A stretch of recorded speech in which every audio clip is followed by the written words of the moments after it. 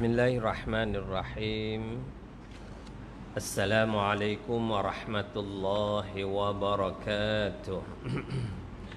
Untuk sama-sama mendapat kerahmatan, keberkatan insya Allah subhanahu wa ta'ala dalam kuliah maghrib kita pada malam ni, baiklah sama-sama kita mulakannya dengan Ummul Quran Al-Fatihah.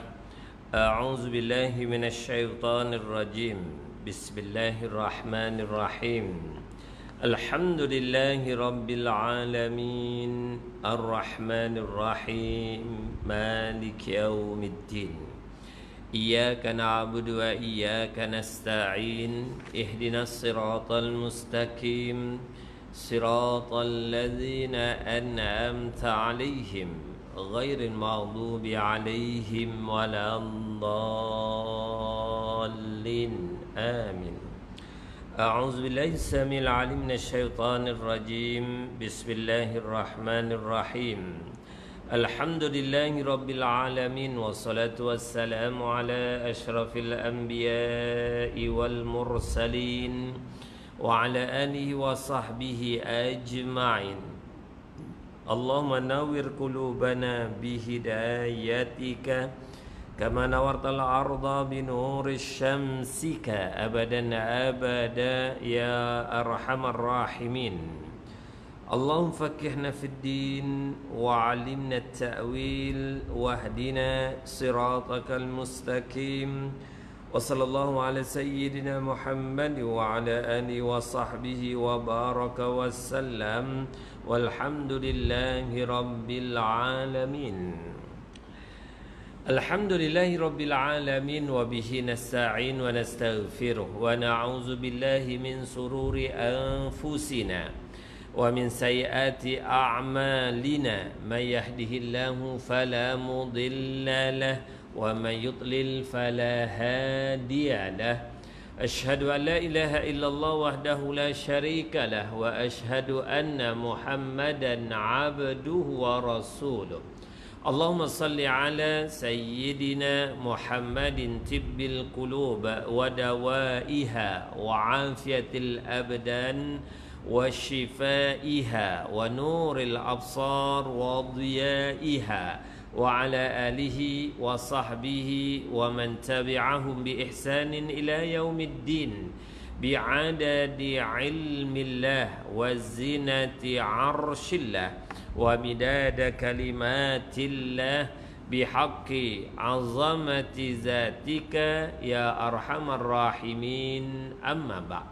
Yang saya hormati apa tuan-tuan imam, tuan-tuan Bilal barisan kepimpinan surau ini, seterusnya tuan-tuan haji, tuan-tuan muslimin muslimat yang dirahmati Allah sekalian. Alhamdulillah dengan izin Allah kita dapat bersama lagi untuk menyambung semula perbincangan kita berdasarkan kitab Jauharut Tauhid. InsyaAllah pada malam ni kita akan sambung terus di halaman 40. Kita masih lagi membincangkan muqaddimah perbincangan kita dalam tajuk ini yang berkaitan dengan hukum taklif, syarat-syarat taklif. Yang telah pun kita sebutkan ada 4 syarat, yakni yang pertamanya baligh, yang keduanya berakal, yang ketiganya sampai dakwah keseruan kenabian, kerasulan, dakwah Islam, dan yang keempatnya sempurna panca indera seseorang itu. Kita telah pun membincangkan masih lagi dalam permulaan berkaitan dengan balik. Yang dikatakan balik itu seseorang yang telah pun mencapai cukup umurnya. Bagi seorang lelaki apabila dia bermimpi keluar air mani, dan bagi seorang wanita apabila dia datang keuzuran syar'i bulanannya, maka itulah ukuran yang ada. Yang lazimnya lelaki di antara umur 12 hingga 14 tahun, yang lazimnya bagi seorang wanita di antara umur 10 hingga 12-13 tahun. Itu hukum yang secara kelaziman.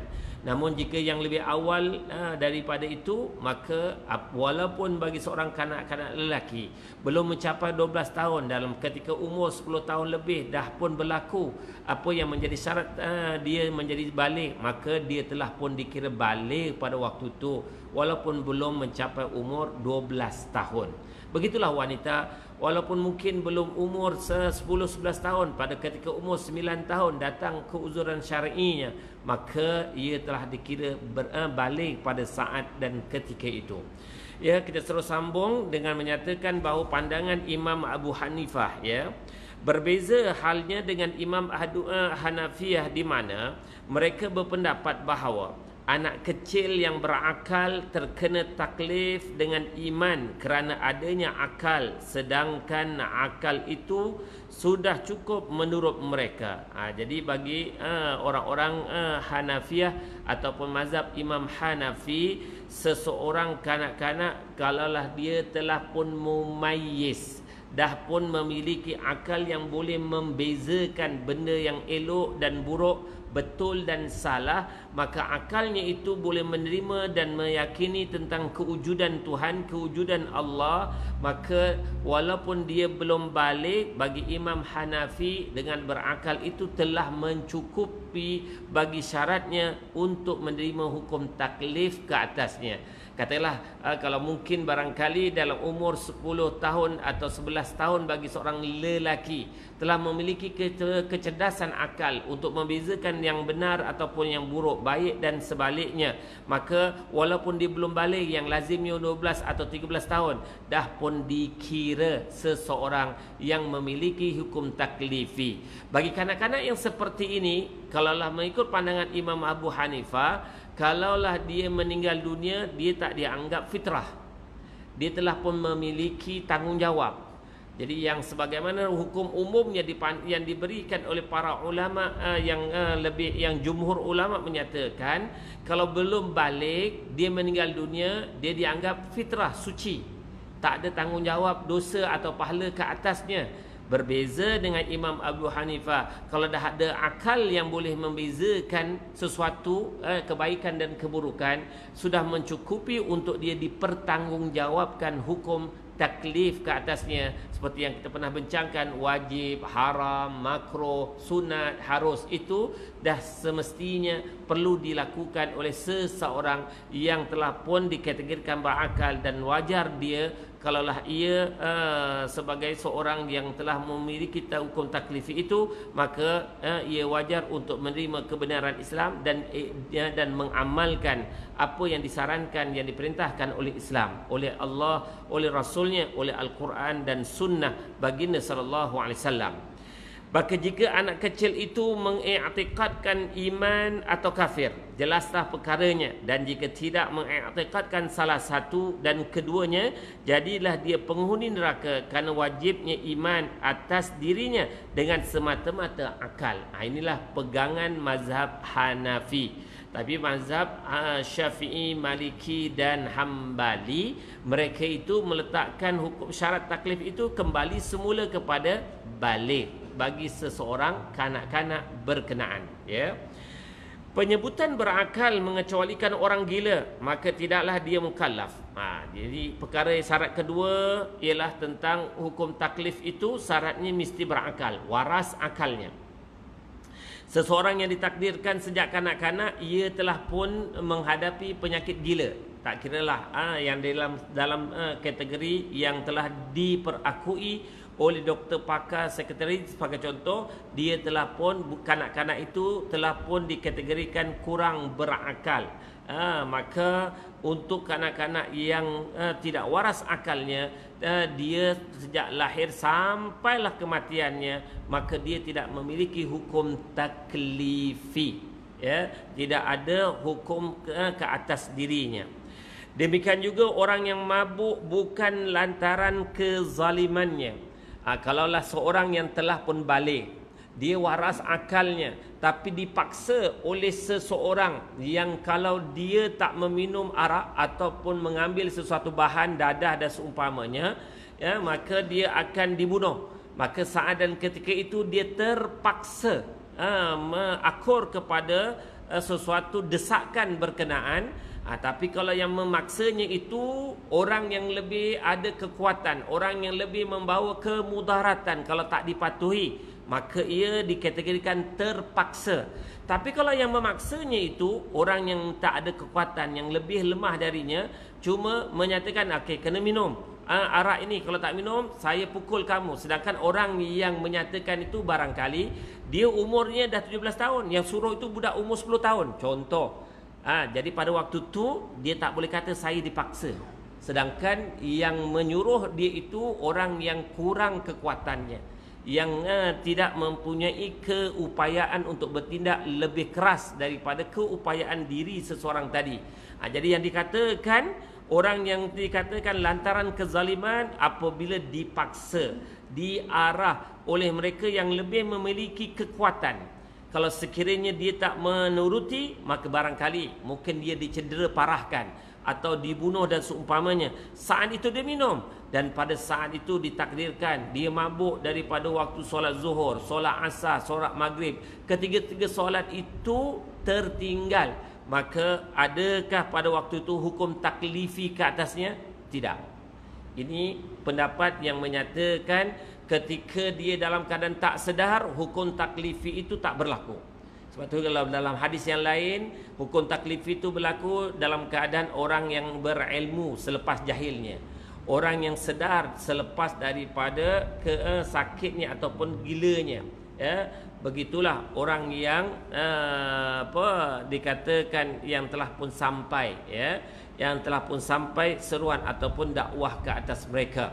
Itu tuan kata Allah Subhanahu wa taala. Jadi kalau seseorang itu dipaksa, dia dizalimi, tidak ada hukum taklif ke atasnya pada saat dia meninggalkan, tertinggal sesuatu yang menjadi hukum kefarduan ke atas dirinya. Lain halnya jika dia mabuk lantaran kezalimannya sendiri, maka tetaplah ia mukallaf.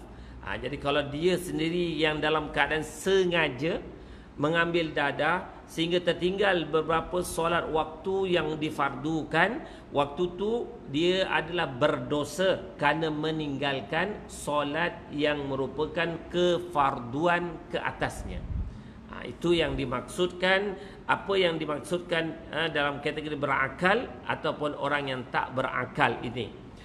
Akan tetapi tempat yang demikian itu adalah jika dia balik dalam keadaan gila atau mabuk dan keadaannya terus seperti itu sampai mati. Jadi kalaulah sekiranya dalam keadaan dia tidak waras akalnya, daripada kanak-kanak lagi sampailah kepada kedewasaannya dan sehinggalah meninggal dunia, maknanya memang dia tidak memiliki tanggungjawab sebagai orang yang diberikan tanggungjawab, sebagai orang yang mukallaf. Berbeza halnya jika dia balik dalam keadaan berakal, kemudian dia gila atau mabuk sedangkan dia bukan mukmin dan mati, seperti itu maka dia tidaklah dia selamat. Maksud di sini ialah seseorang itu telah pun mencapai umur balik. Ditakdirkan pada umur baliknya itu dia telah pun ditimpa dengan penyakit sehingga hilang kewarasan akal. Adakah dia terselamat daripada seksaan neraka? Maka daripada apa yang ditegaskan di sini, dia tak terselamat. Sebab dia apabila dia balik dan tak menerima hidayah Allah Subhanahu wa taala, tak mengakui ketuhanan Allah, sedangkan pada saat itu dia telah pun dipertanggungjawabkan untuk mengimani kebesaran keagungan Allah, maka kalaulah ditakdirkan selepas kebaligannya itu dia menghadapi gila dan kemudian mati, maka dia telah pun tertanggung kehidupan dia sebagai orang yang terkeluar dari akidah Islam. Berbanding kalau kanak-kanak lagi, dia lahir daripada ibu dan ayah yang bukan Islam, sebelum balik dia gila, sebelum balik dia gila sampailah umur 30 tahun mahu meninggal dunia. Yang ni kategorinya sama macam kanak-kanak, yang dikategorikan fitrah, suci. Itu yang membezakan seseorang yang dikatakan kalaulah sekiranya dia meninggal dunia selepas balik, bagaimana situasinya. Kalau bagi orang yang tidak berakal itu, dia bergantung kepada waktu dia berakal tadi dan balik, bagaimana kehidupannya. Kehidupannya sebagai seorang Islam, selepas umur kedewasaannya baru dia meninggal dunia, maka matinya itu sebagai orang Islam. Kalaulah berbeza pula bagi seseorang yang setelah balik, sebelum balik dia kafir, Apabila balik dia masih lagi kafir. Selepas balik mengidap penyakit gila dan dia sampai ke umur dewasanya meninggal dunia, matinya itu mati sebagai orang yang tidak beriman kepada Allah, terkeluar daripada ajaran Islam. Seterusnya syarat yang ketiga, sampainya dakwah. Maknanya sampainya seruan yang mengajak ia mengakui ketuhanan Allah Subhanahu wa taala. Penyebutan sampainya dakwah mengecualikan orang yang tak sampai dakwah padanya sebab tempat tinggalnya di puncak gunung yang tinggi, maka tidaklah dia mukallaf berdasarkan qaul yang lebih sah. Ini yang secara umum yang dikatakan seseorang itu apabila telah sampai seruan kerasulan, kenabian yang mengajak mereka membesar, mengagung, mengesakan Allah, maka mereka itu adalah orang yang telah pun sampai seruan kerasulan, kenabian. Jika ditakdirkan mereka berada di pendalaman yang tak sampai mana-mana manusia untuk menyatakan kebenaran tentang ketuhanan Allah, maka mereka itu dikategorikan sebagai ahlul fitrah, orang yang tak menerima seruan kebenaran kerasulan kepadanya.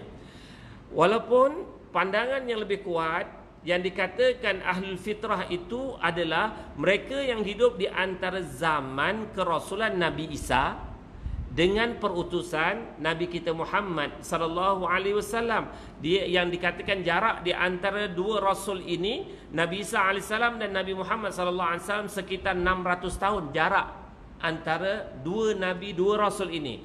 Mereka yang tak menerima mana-mana seruan, sama ada dari Isa ke Nabi Ibrahim ke, maka mana-mana di kalangan mereka itu yang tidak menerima seruan tersebut ditakdirkan meninggal dunia. Ketika itu mereka dikategorikan sebagai ahlul fitrah. Cuma pandangan yang umum menyatakan bukan semata-mata kumpulan yang di antara Nabi Isa dan Nabi Muhammad sallallahu alaihi wasallam. Mereka menyatakan yang dikatakan mereka ini adalah orang yang termasuk ahli fitrah ialah mana-mana di kalangan manusia yang hidup, yang duduk berjauhan daripada menerima berita daripada umum. Sama ada berita, kalau sekarang ni media elektronik, media cetak dan seumpamanya, kedudukan dunia mereka itu terlalu jauh daripada hal ini, maka pandangan daripada penyataan ini masih boleh diterima mereka itu sebagai orang yang tak sampai dakwah. Namun kalau secara realiti di Malaysia lah sebagai contoh, kita katakan orang yang hidup di kawasan hutan belantara, orang-orang asli kita anggap orang yang terjauh daripada kemajuan dunia luar. Namun hakikatnya di kawasan mereka itu telah sampai berita-berita yang boleh sampai melalui TV, Astro dan seumpamanya. Adakah mereka itu dah pun boleh lagi dikategori jauh daripada di pendalaman itu dan jauh daripada menerima seruan dakwah? Saya melihat dalam situasi yang berlaku ini dah tak ada lagi situasi manusia yang boleh dikategorikan sebagai tidak menerima dakwah kerasulan Nabi Muhammad sallallahu alaihi wasallam. Seperti yang kita sedia maklum, kalau orang yang berada di kutub itu pun dah menerima seruan Islam, sudah pastilah di mana-mana dunia lain yang lebih terbuka sifatnya, sudah pastilah lebih terbuka juga untuk menerima sesuatu seruan yang berkaitan dengan agama Islam. Lain halnya menurut orang yang berpendapat bahawa dia itu mukallaf kerana adanya akal yang mencukupi dalam hal wajibnya ma'rifatullah, wajibnya beriman kepada Allah, mengenali Allah meskipun tak sampai dakwah padanya. Maknanya pandangan ini berbalik semula pada Imam Hanafiyah. Mazhab Hanafi menyatakan bahawa kalau dia dah pun berakal, kalau tak sampai dakwah pun sewajarnya dia kena memikirkan tentang kebenaran siapa pencipta alam ini. Akalnya itu boleh membantu dia untuk memikirkan kebenaran tersebut. Jadi dia tak terikat dengan syarat baligh, dia juga tak terikat dengan syarat sampai seruan dakwah. Ini pandangan mazhab Hanafi ataupun kumpulan mazhab Hanafiyah, ya. Jadi kalaulah berasaskan kepada pandangan mazhab Hanafi ini, sudah pastilah keadaan manusia yang ada tiada dikategorikan ahli fitrah kepada masyarakat di dunia ini, ya. Kerana dengan akal tu dia telah pun boleh memikirkan tentang kebesaran keagungan Allah, kewujudan Allah, Maha Pencipta Allah yang menyusun, yang mengatur dan seumpamanya kepada dunia dan alam ini seluruhnya. Dengan syarat sampainya dakwah, cukupkah dengan hanya sampainya dakwah dari Nabi yang mana sahaja, walaupun Nabi Adam, kerana tauhid itu bukanlah perkara yang khusus dengan umat ini, ataukah harus daripada sampai dakwah Rasul yang memang diutus kepadanya? Yang ni jadi ada perbezaan di kalangan para ulama tauhid. Ulama tauhid menegaskan daripada Nabi Adam sampailah Nabi Muhammad, seruan mengajak beriman kepada Allah, seruan yang satu, seruan yang sama, mengakui ketuhanan Allah Subhanahu wa taala. Jadi siapa saja yang menerima daripada mana-mana Nabi dan Rasul, dia dah pun dikategorikan sampai dakwah. Namun pandangan yang asah, pandangan yang kuat ialah sampai seruan dakwah Nabi yang diutus pada waktu itu. Kalau dia hidup di zaman Nabi Musa, dia kena sampai seruan dakwah Nabi Musa. Kalau dia hidup di zaman Nabi Isa, dia kena sampai seruan dakwah Nabi Isa. Bagi kita umat yang seumpama kita, sejak kelahiran keputeraan baginda sallallahu alaihi wasallam, maknanya dia kena sampai seruan dakwah Nabi Muhammad sallallahu alaihi wasallam, barulah dikategorikan sampai dakwah kepadanya. Apabila dah sampai dakwah kepadanya, barulah ada hukum taklifi ke atas mereka yang telah pun sampai seruan Nabi Rasul yang diutuskan oleh Allah pada zaman kehidupan seseorang. Nanti kita akan baca ayat wa ma kunna mu'azzibin hatta nab'asa rasula. Tidak akan kami azab seseorang umat itu sehinggalah kami utuskan kepada mereka rasul utusan kami. Itulah antara bukti yang menunjukkan mereka itu tidak akan diazab kecuali telah sampai seruan yang telah Allah sampaikan utusan untuk menyeru mereka. Maka seruan itu yang disampaikan oleh rasul utusan Allah, itulah yang membuktikan adakah seseorang itu telah memiliki tanggungjawab taklifi ataupun tidak, atau seseorang itu adakah boleh dikategorikan dia sebagai ahlul fitrah ataupun tidak. Dengan demikian sebelum tu, maka yang tahqiq, yang mengesahkan adalah sebagaimana yang dinukil dari Allamah Malawi, dari Sayyidina Ubay dalam Syarah Muslim, berbeza dengan Imam Nawawi bahawa haruslah sampai dakwah daripada Rasul yang memang diutus kepadanya. Kalau Imam Nawawi kata, Imam Nawawi rahimahumullah menyatakan mesti sampai utusan Rasul zaman kehidupannya. Kalau kita selepas keputaraan Rasulullah, makna umat itu mesti menerima utusan keseruan dakwah Nabi Muhammad sallallahu alaihi wasallam. Kalau yang sebelumnya berdasarkan kepada mana-mana seruan rasul-rasul yang 24 lain yang diutus oleh Allah Subhanahu wa taala.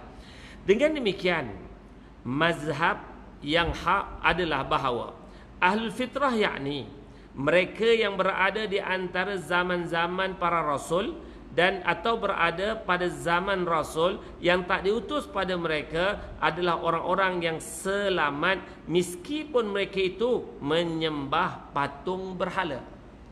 Ya tuan, nanti Allah Subhanahu wa taala, inilah yang dipegang di kalangan para ulama yang menyatakan, katakanlah mereka itu hidup di zaman selepas Nabi Isa alaihissalam. Mereka tak pernah dengar kebenaran ajaran Islam yang dibawa oleh Nabi Isa atau Nabi Musa ataupun Nabi Ilyas ataupun Nabi Ibrahim dan seumpamanya lagi. Ditakdirkan kehidupan zamannya itu dia nampak apa yang dibuat oleh orang tuanya dengan melakukan penyembahan berhala. Maka mengikut apa yang disebutkan dalam pernyataan ini, orang yang seperti ini masih dikategorikan sebagai ahlul fitrah kerana tak sampai seruan kebenaran Islam kepada mereka. Apa yang mereka buat berdasarkan apa yang mereka lihat kepada datuk nenek moyang mereka. Ya tuan hati Allah Subhanahu wa taala, berbeza seperti yang berlaku di zaman Nabi kita Muhammad sallallahu alaihi wasallam. Apabila Rasul sallallahu alaihi wasallam tanya pada orang-orang musyrikin Mekah ini dan termasuk di semenanjung tanah Arab itu, kenapa mereka sembah berhala-berhala yang ada? Apa jawapan mereka? Wajadna min abaina wa ummahatina. Kami dapati benda ini, apa yang dibuat oleh datuk kami, apa yang dibuat oleh nenek kami, inilah yang kami buat. Maka Rasul sallallahu alaihi wasallam menjelaskan, perbuatan itu menyekutukan Allah, perbuatan itu mensyirikkan Allah, maka wajib ditinggalkan. Kalau tidak, kehidupan mereka itu tergolong dalam kategori orang yang mensyirikkan, menyekutukan Allah Subhanahu wa taala. Jadi untuk orang yang meninggalkan dakwah Rasulullah, mati dalam kekufuran. Dia tak boleh masuk dalam kategori ahlul fitrah. Sebab dia dah diseru, dah diperbetulkan, dah diperjelaskan. Apa yang mereka nampak daripada datuk nenek moyang mereka itu, Rasul menjelaskan tak betul.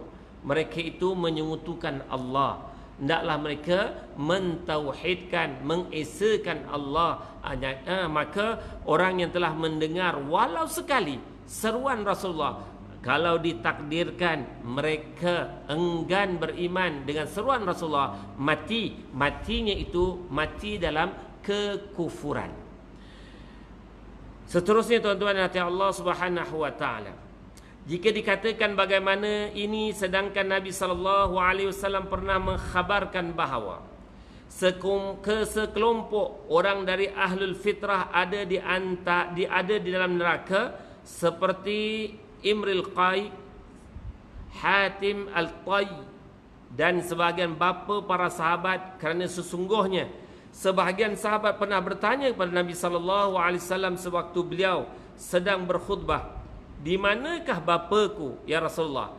Lantas Nabi sallallahu alaihi wasallam menjawab, "Di neraka." Maka dijawablah bahawa hadis-hadis yang mereka bawakan itu adalah hadis ahad yang tidak mencapai darjat mutawatir, dan dia tidaklah melawani dalil qat'i, yakni yang difirmankan oleh Allah Subhanahu wa taala.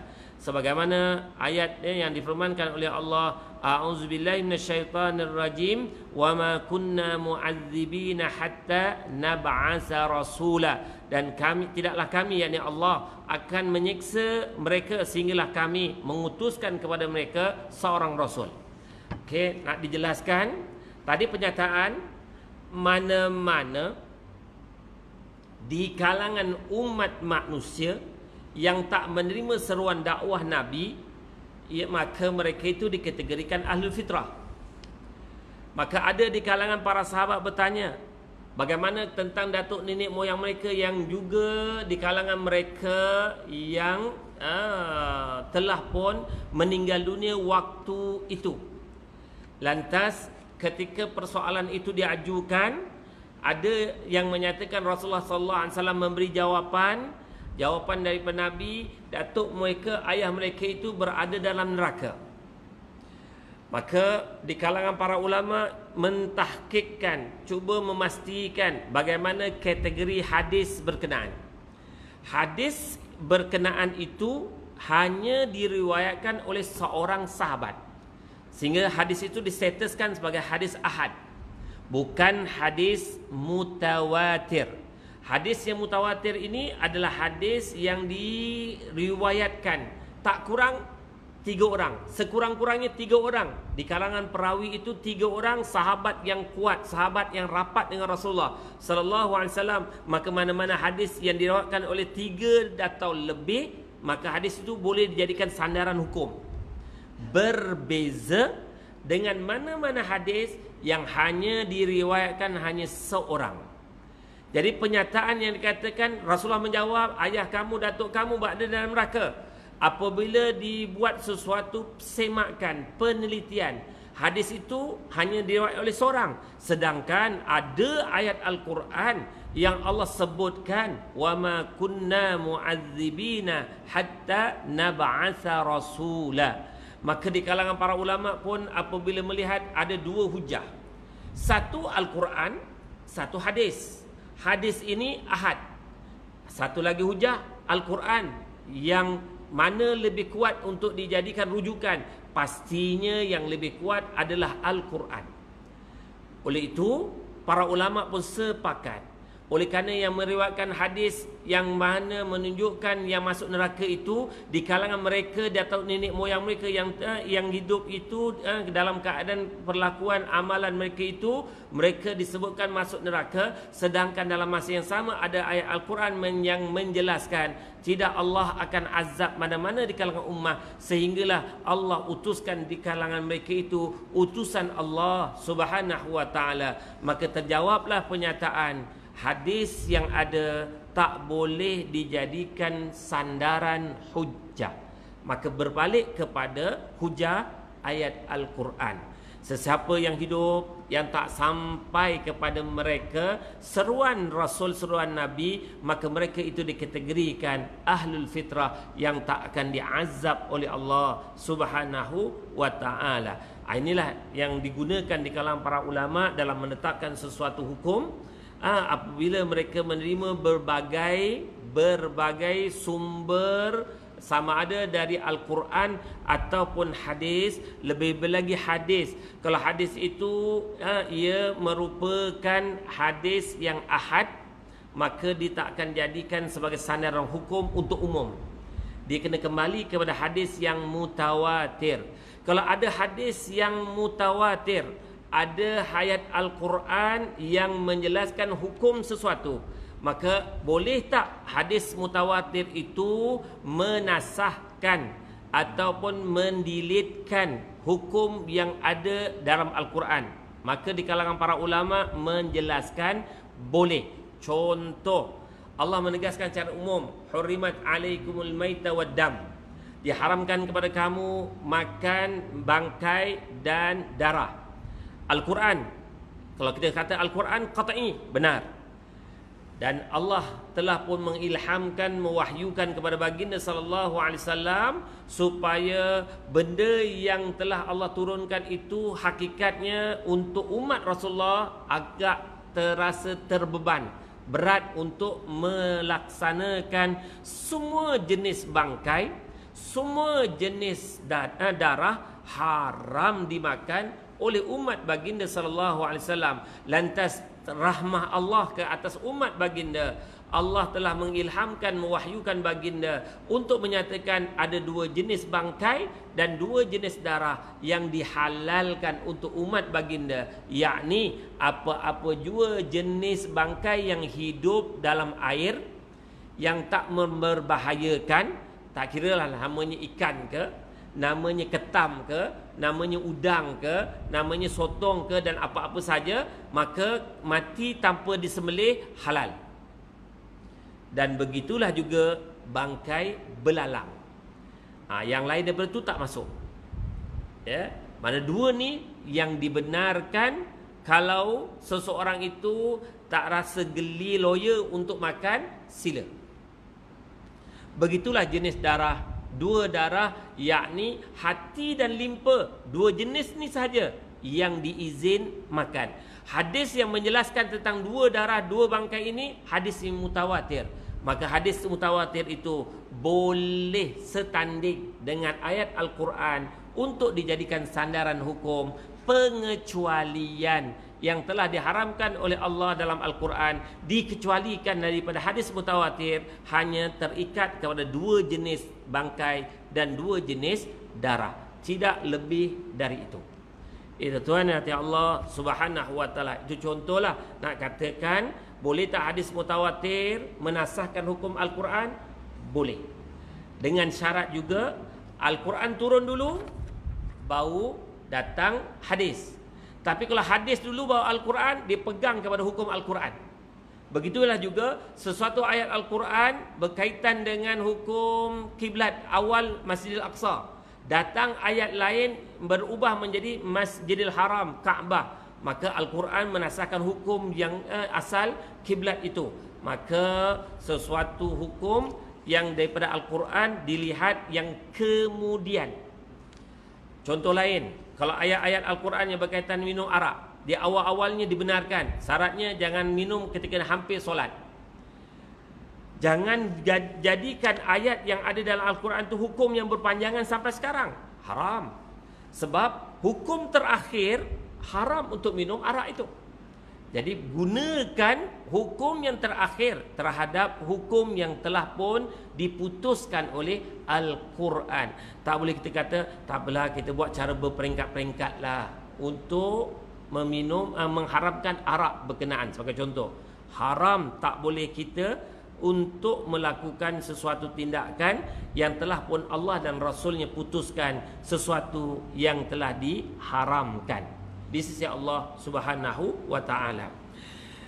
Seterusnya, dan juga kerana jaiznya, harusnya mengazab orang yang sudah sah pengazabannya di antara mereka itu disebabkan perkara khusus yang hanya diketahui oleh Allah Subhanahu wa ta'ala dan Rasulnya. Ya tuan-tuan, nanti Allah Subhanahu wa ta'ala, kerana masa agak tak kesempatan, cuma saya nak selit sikit. Sebenarnya tajuk ni akan datang, akan kita sentuh juga. Habis itu, bagaimana kedudukan ayah dan ibu baginda sallallahu alaihi wasallam yang hidup di antara zaman Nabi Isa dan Nabi Muhammad sallallahu alaihi wasallam. Memang tak dinafikan sebahagian daripada mereka menerima seruan ajaran Nabi Ibrahim, Nabi Musa, Nabi Isa. Jadi bagaimana kedudukan ayah dan bonda baginda sallallahu alaihi wasallam? Walaupun ada pendapat yang menyatakan ayah dan ibu baginda ini berdasarkan kepada ajaran Dinul Hanif Nabi Ibrahim Khalilullah alaihi salam, tapi ada pendapat yang lebih kuat, yang lebih sahih menyatakan antara doa yang dimakbulkan oleh Allah kepada baginda sallallahu alaihi wasallam, doa minta dari Allah agar Allah menghidupkan semula ayah dan ibu baginda sebagaimana mukjizat yang Allah beri kepada Nabi Isa alaihissalam. Hidup balik insan yang telah meninggal dunia, seperti anak Nabi Nuh yang telah pun diseru oleh Nabi Isa alaihissalam berdoa kepada Allah untuk menghidupkan, maka hiduplah anak Nabi Nuh yang telah pun mati lemas dalam taufan itu. Cuma nak ringkaskan tadi, Nabi SAW berdoa, ayah dan ibunya hidup balik. Maka ketika itulah Nabi SAW menjelaskan kerasulan baginda, dan sebagaimana kata-kata syair yang dicatatkan oleh pengarang kitab ini, fa ahya ummahu wa kaza abuhu lil imani bihi fadlan muniba. Maka Allah hidupkan semula ibunya, kemudian diikuti dihidupkan ayahandanya, dan kedua-duanya itu telah pun beriman. Inilah satu anugerah keutamaan untuk Rasul sallallahu alaihi wasallam. Ibu dan ayah baginda beriman, mengimani kerasulan Nabi sallallahu alaihi wasallam. Maka jelaslah juga pandangan-pandangan para ulama yang menyatakan daripada Nabi Adam sampailah Nabi Muhammad sallallahu alaihi wasallam, susu galur datuk nenek moyang yang ada daripada sulbi yang beriman kepada Allah Subhanahu wa taala. Tidak ada yang dari sulbi ataupun rahim yang menyemutukan Allah Subhanahu wa taala. Kalaulah Sayyidina Abdullah, Sayyidatina Aminah beriman kepada ajaran Nabi Ibrahim, masih diterima keimanannya. Cuma nak menyatakan kelebihan yang Allah berikan, sehinggalah apabila mereka dibangkitkan hidup balik, mereka berdua telah pun beriman kepada kerasulan Nabi sallallahu alaihi wasallam dengan melafazkan ucapan syahadah yang sama macam kita melafazkan. Inilah satu anugerah yang dikatakan mukjizat kerasulan Nabi sallallahu alaihi wasallam. Insya-Allah apabila sampai tajuk tu nanti kita akan bahaskan. Seterusnya yang keempat, dikatakan orang yang taklif itu serta sempurna inderanya, mana panca inderanya. mengecualikan orang yang selainnya. Kerana itulah sebahagian ulama Syafi'iyah, Imam Syafi'i berkata, kalau Allah Subhanahu wa taala menciptakan seorang manusia dalam keadaan buta dan tuli, maka gugurlah daripadanya kewajipan berfikir dan taklif. Dan perkataan ini adalah sahih sebagaimana dalam sarah musannif. Jadi kalau takdirkan orang tu buta dan pekak, dua panca inderanya ditarik oleh Allah, tak ada hukum taklif. Kalau di satu daripada tiga, bercakap, mendengar, melihat, satu saja, masih ada hukum taklif. Tapi kalau dah ditarik dua dari tiga itu, hilang hukum taklif. Dan terlalu jarang berlaku perkara seumpama itu kepada mana-mana kanak-kanak yang lahir di muka bumi. Cuma di Malaysia ada. Dalam data 3 tahun lepas, seingat saya, ada beberapa individu yang ditakdirkan buta dan pekak. Namun pendidikan itu masih boleh dilakukan. Inilah hebatnya teknologi yang digunakan oleh guru-guru pendidikan khas. Bagaimana untuk menghadapi murid yang pekak dan buta. Wallahu a'lam ma'alam, wallahu khairum mimma la'alam. Ada soalan ke akhir Azman? Ada soalan? Gila yang one off masih ada taklif. Yalah, dia maknanya yang bukan sentiasa, masih ada hukum taklif ke atasnya waktu dia sihat. Jadi kalau yang macam tu, kalau ditakdirkan dia anak seorang Islam, maknanya kalau dia meninggal dunia, selesailah hukumnya. Tapi kalau ditakdirkan dia bukan lahir daripada orang Islam, maknanya dia ada hukum taklif. Kalau mati, mati sebagai orang yang kufur pada Allah. Allahu a'lam. Cuma yang kita bimbang, kalau Allah tanya, kamu dah tahu dia tu begitu, kenapa kamu tak sampaikan dakwah? Yang ni berat pada kita. Kalau Allah tanya, kenapa kamu tak sampaikan seruan? Kamu tahu yang dia berkeadaan gitu. Yang tu bukan senang nak jawab dengan Allah Subhanahu wa taala pula untuk kita yang sihat. Wallahu a'lam ma a'lam, wallahu khairum mimma la a'lam. Allah ja'alna minal ladzina yastami'una al-qawla fayattabi'una ahsana. Allahumma arinal haqqa haqqan warzuqna ittiba'ahu wa arinal batila batila warzuqna ijtinabah. Ya muqallibal qulub tsabbit qulubana 'ala dinik wa ta'atik. Wa sallallahu alaihi wasallam Muhammad walhamdulillahi rabbil alamin. Bismillahirrahmanirrahim. Wal 'asr innal insana lafi khusr illa alladziina amanu. Wassalamualaikum warahmatullahi wabarakatuh.